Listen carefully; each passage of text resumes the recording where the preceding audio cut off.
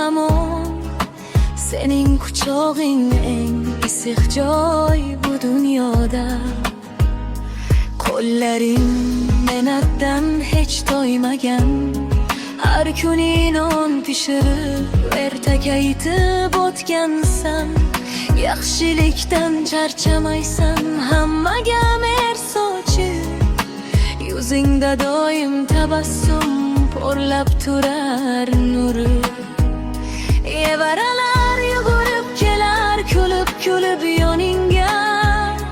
Sen bag'ringga bosib silab qo'yarsan mehr bilan. Yoshligingni eslatib turarsan har dam. To'ji gul bu vijon, senga duo qilaman har kun. To'ji gul bu vijonim, Allohdan tilayman senga. Uzoq umr bersin, sihat salomatlik bersin. Mehribon qo'llaring bilan yoritding yo'limizni. Jonajon bu vijon, duom senga doim. Eng mehribon odamim, duom bilan o'sdik biz baxtli. Osmon ustida 100 yil yasha, 1000 yil yasha, ullina. To'ji gul bu vijon, Alloh saqlasin seni.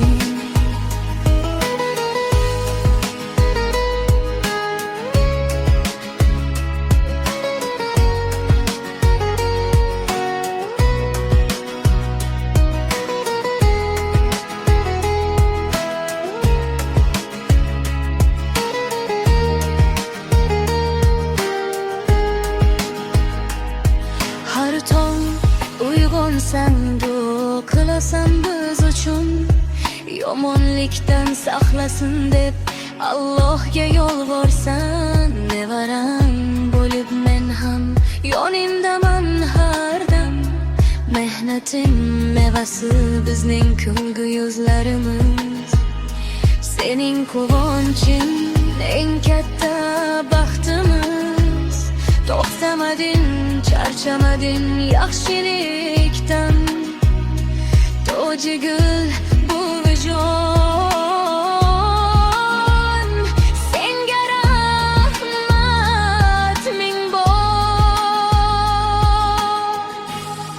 To'ji gul bu vijonim, Allohdan tilayman senga. Uzoq umr bersin, sihat salomatlik bersin. Mehribon qo'llaring bilan yoritding yo'limizni. Jonajon bu vijon, duom senga doim. Eng mehribon odamim, duom bilan o'sdik biz baxtli. Osmon ustida 100 yil yasha, 1000 yil yasha, ullina.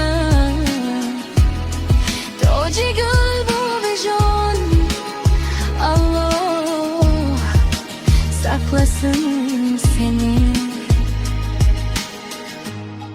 To'ji gul bu vijon, uzoq umr tilayman